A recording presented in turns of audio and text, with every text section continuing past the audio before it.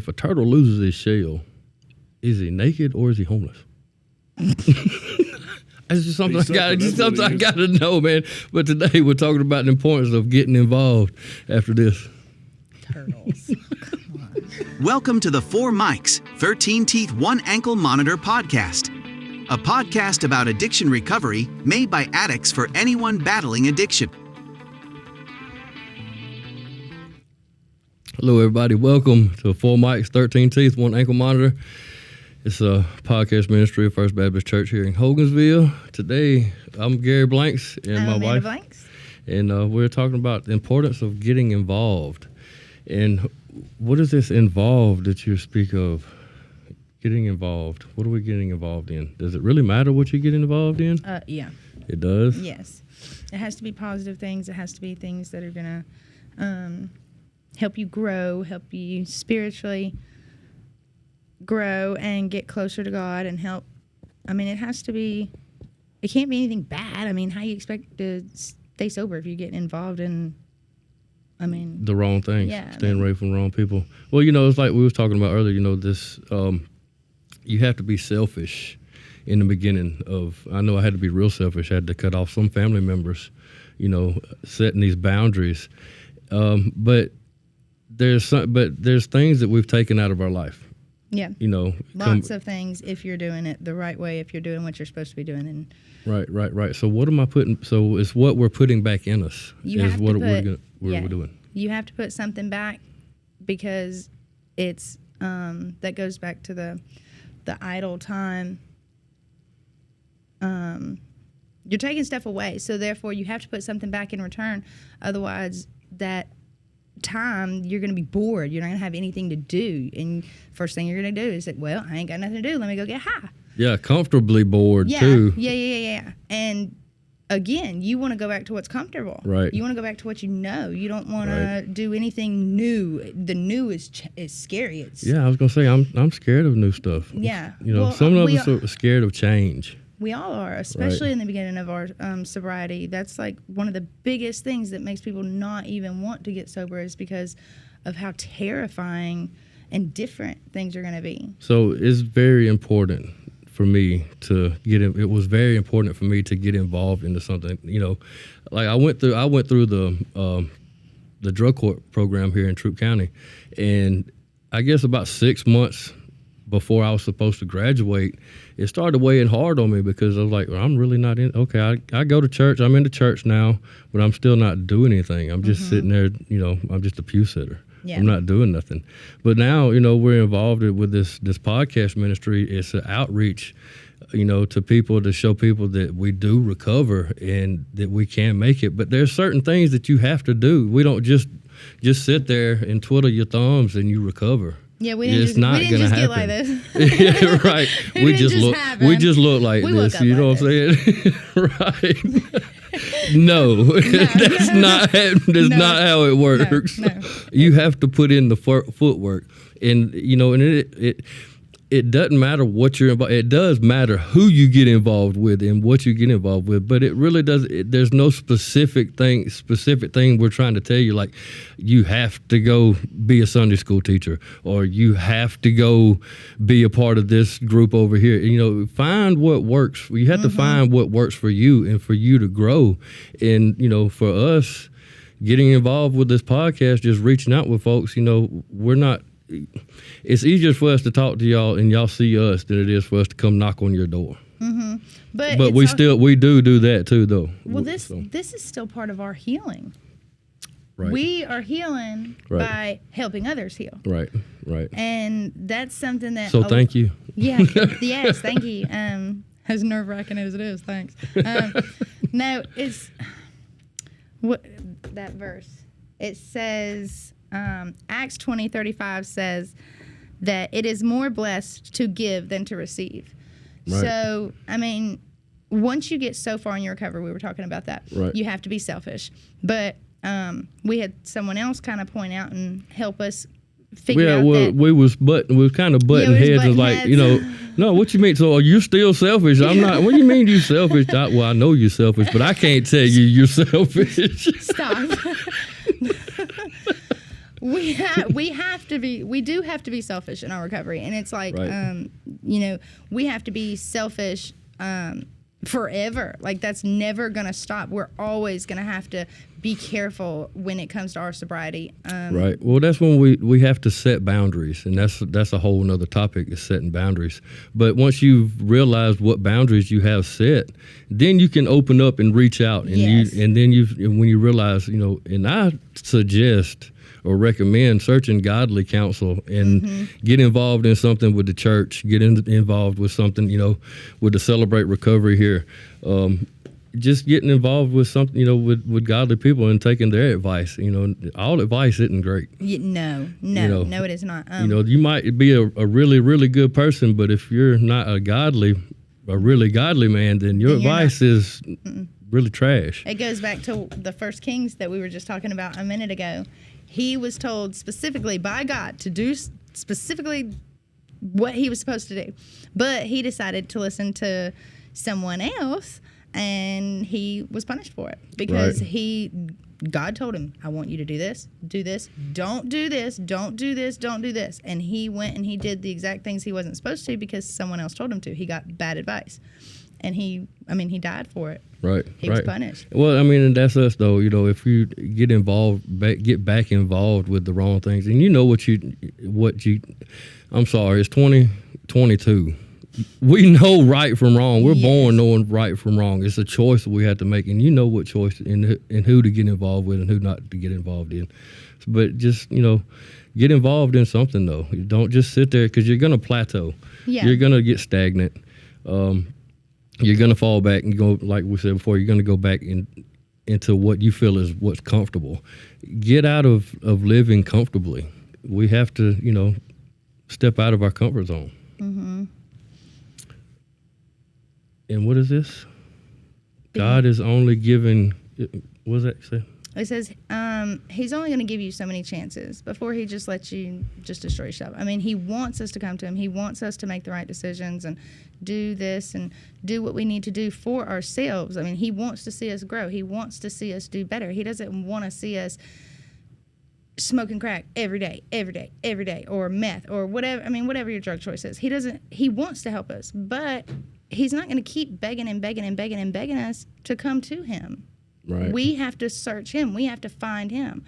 And if we don't have to search far though. That's the sad part, because he is right there. All you gotta do is turn around. Yeah, all the time. It's not like we have to go on a whole quest to go find him and get him to help us. He's right there. Right.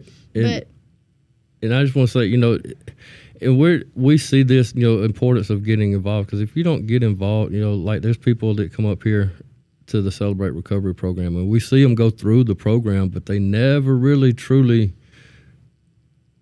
surrender to themselves to the program. Mm-mm. Because if you surrender yourself to the Celebrate Recovery program, I promise you will come out of it a leader. Oh yeah. But with these people, they force you to be a leader. You ain't a choice. They're like, guess what? You're a leader. Yeah, you got to do this. But that's the thing though. Up here, we push you to be the best person you can be. There's so much. We see so much potential in everybody. Yeah, right, Bill. But there's so many people that come up. We see the potential in them to do great things, and not only to help themselves. I see other people that are out here that need to hear what this person's going through, but they're still not getting involved. They're just faking it to make it. And I'm sorry, and it's really heartbreaking. It really is. I get so upset sometimes thinking about you just want to choke them, pick them up and choke them, slap them around a little bit, thump them on the forehead, something, just get some kind of you sense not see, them. But get involved, because if you do not get involved in something, you're going to fall off. Well, if you don't get involved, what are you living for? Come on. What are you living for? What are you doing? Right. Do you have any joy in your life? Nope. Do you have any? But that's the thing though too.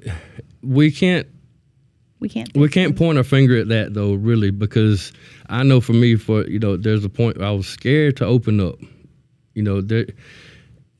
But you have to, if you're in recovery. Mm-hmm. You have to open up to somebody. Yeah. And opening up is what's truly going to save you. And surrendering to God, Yes.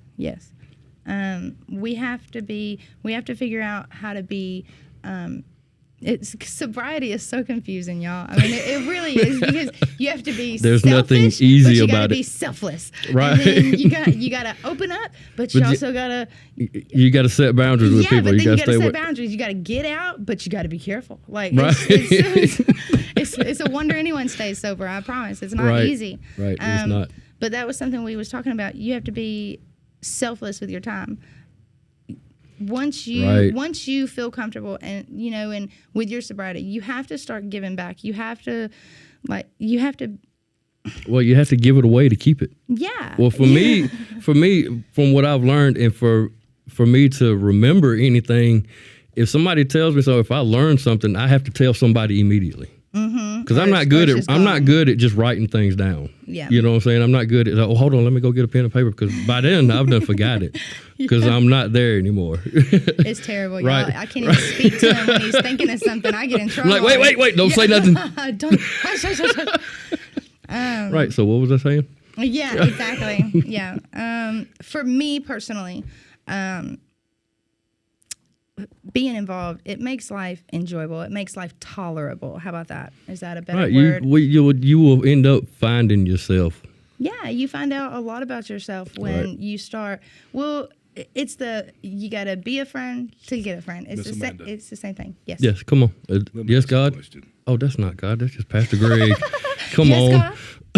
Who let him in the room? I figured out if a turtle don't have a shell, it's soup. Yes.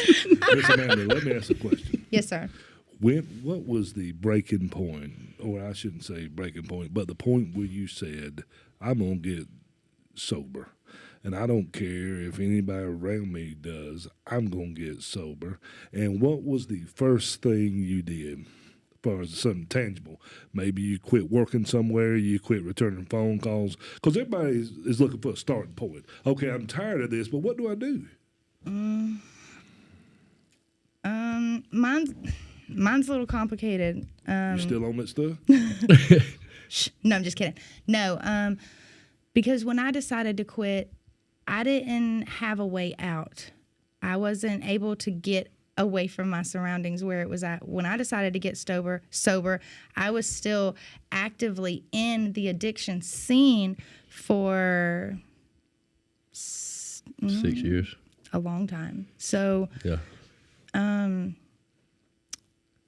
guess the only advice I can give on that is, if you decide to get sober, because everyone's situation is the same. Sometimes you want to be sober, but you can't get out. You have nowhere. You have no family that you can depend on to get away from the situation. That was my. That's what you feel like. That's what you feel like. Okay, so you were still in the situation. So what was the first thing you did 6 years later? You got out of the situation? Yes. Okay. Yes. All right. So what did you have to do? You have to move out or move out of state or? I had to move away from where I was at and move in with some family members. Yeah, a whole state away. I remember it like it was yesterday. Yeah. Gator, what'd you do? It was my fault. What did I do? I cried. I was like, oh, God, she's gone. I ain't talking about her. What? What? Oh, God, just please answer the phone when I called. I was locked up. Yeah. Please put money on my bill. Yeah. I'm tired of eating my What was the thing you did? So you went to jail and got you straight I didn't do it on my own. No. It took LaGrange Police Task so Force. Mr. James Woodruff, and you run it 17-degree weather. Yeah. Oh, that was It was so bad. Pastors, it was I'm so talking bad. to people, and Bill agree, and y'all will too. The thing, okay, I've been arrested, and I've hit my mom or whatever. What do I do now? Yeah. And you're not going to do something until you get tired of the place you're at. Mm-hmm. Well, I mean, it's tough because that's all I knew. That's the whole life. That's my whole life was around some kind of drug addiction, And it started off with me. I have very high emotions. Whether it's laughing, I get so happy I'll cry. You know what I'm saying? So I mean, my tear ducts work. I'm just saying. Now they do, but they worked before. But I didn't know how to adjust my feelings as a kid. And so, and that actually pushed me into hiding behind whatever drug I could get a hold of, you know, and hiding myself. And then I was a whole different person. And then I was that whole different person for over 20 years. So now that I'm sober, I don't know how to act. I don't know who I am. I don't know what I want to do. And you're telling me to listen to God? Well, okay, so now you want me to listen to something that I can't see. Okay, so now I've been going to church, and now I believe and I have faith and I understand what's really going on out here. And for me to get back in touch with my true self, I had to ask God, hey, look, show me who I really am. And He's set things in front of me and giving me a choice. It's like, okay, so you can either go back out here and go hang around these folks at your old trap house, or you can go hang out at the church with these folks and learn to see what they do. And I promise you, you'll have a job. It's still up to us, though, right. Ultimately. He can't make the decision for us. We can't make the decision for you. Ultimately, you have to be the one to say, you know what? I'm tired of this. I'm sick of this. I'm going to make a change. I'm not living like this anymore. That's what it was for me. Let me ask both of you something. So you're a couple of years down the road, married and got your house and your girls. What is the struggle now? I'm not talking about you two a couple of years ago. What is something now that you find seems to be a thorn in your flesh? Because every day of victory makes it a little easier. Can I say my kids, or is that wrong? Yeah, you can. Sure. But yeah, just honestly, I mean, it's hard. That's another thing about being involved. For me, I have to get more involved. I have to because family life can be so overwhelming. I mean, in all honesty, I told him the other night, my kids sometimes, they make me want. I understand people who go out on binges. Right. Because my kids, and I get goosebumps thinking about it. And it makes me want to cry because it makes me feel so bad. But for saying that, my kids make me want to do drugs.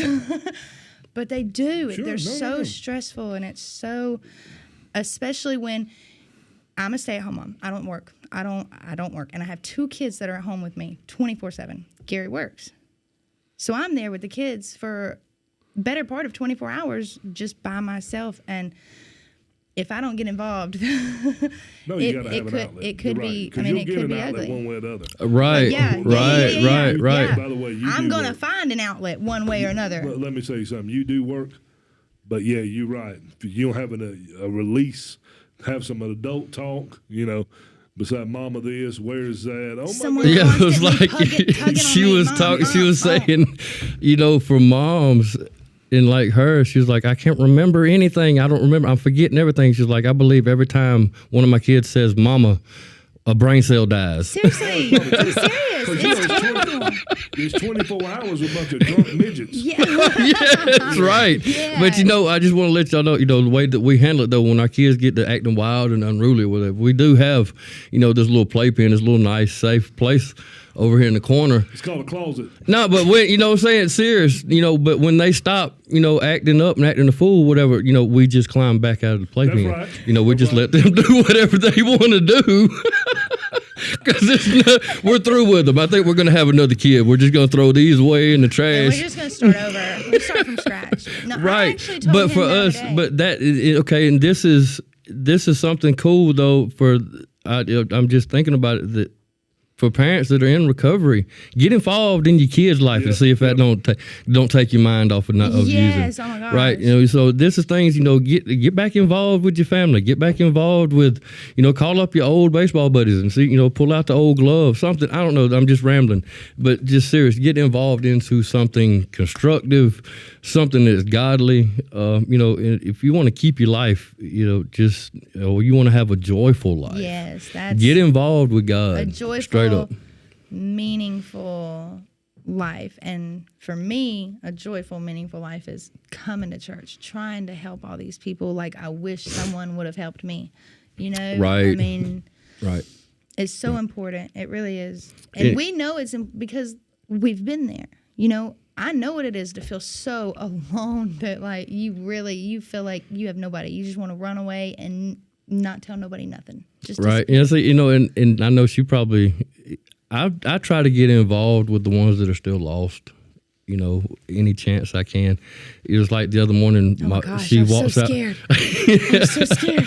I live in not so pleasant area. And, we live in a horrible neighborhood. It's every other night there's gunshots, so we have to, but that's where we're at. And I sit out on the front porch, I'll read, I'll be reading the Bible or whatever, or we'll be listening to worship music. But the other morning, there's a homeless guy around the area. His name's Roman, but that's all I know about him. But he's lost. But she walks, I'm out there on the front porch reading what he said, you got any food? And I was like, the only food I got, and I picked up the Bible and we started reading. And before it was over with, he was reading the Bible, but getting involved with something. But for me, I could have sat out there and just been like, just idle, like thinking about, well, what am I going to do today? And just seeing this man walking by and just not even looked at him, turned my back on him. But that's not what God has sent me, got for me to do now. It's kind of deterring though. That's what I was fixing to say. I was terrified when I walked out on my front porch. Right. Because this man was talking out of the side of his head, he's making absolutely no sense. And I got 3 babies inside. It's very scary, and you don't know what someone in that mindset is capable of at that point. I mean, right. But I've been there. I've been that person that he is right now. And when I see that person, it breaks my heart. And there's nothing it would take everything in me not to say something to him now. Yeah. So. Well, that's what I was saying. For some people, it's a deterrence because you see these people walking around acting crazy, not making no sense, talking crazy nonsense, and they're like, oh, dear God. Go the other way. Go the other way. Go the other way. Right. But for people like us, like him, I mean, he sat out there and he read to that man. Right. And I'm glad y'all put yourself in predicaments, in a place where you can be a blessing. Because you got Roman down there roaming around LaGrange. Yes. That was rhyme, didn't it? Just stop. But you got roaming around LaGrange, and he just happened to show up on your front porch. Right. And it's like that could be the only gospel that man has ever heard right. in his whole life. Right, and see, and that's of God. There go us. And that's what we're to be farmers. We're to be we're to plant that seed. And like we've said before, to give. If you want to give the gospel to a hungry man, feed him a ham sandwich. Just show him love. Just but getting involved, man. I promise you, if you want to find something that gets your mind away from any relapse thought, get involved with something. It makes such a difference. It really does. Right. Love it. Bill, we good? Okay. We love you guys. Hope y'all got a little bit of something out of this other than just a couple of laughs. But y'all come see us, Celebrate Recovery First Baptist Church in Hogansville, 500 East Main Street. That's every Sunday at 3 o'clock. Y'all come see us. Check us out on, the Facebook page, YouTube, and we're out there. So y'all look us up. Come see us. We love you guys. Jesus Christ loves you. Y'all have a blessed day.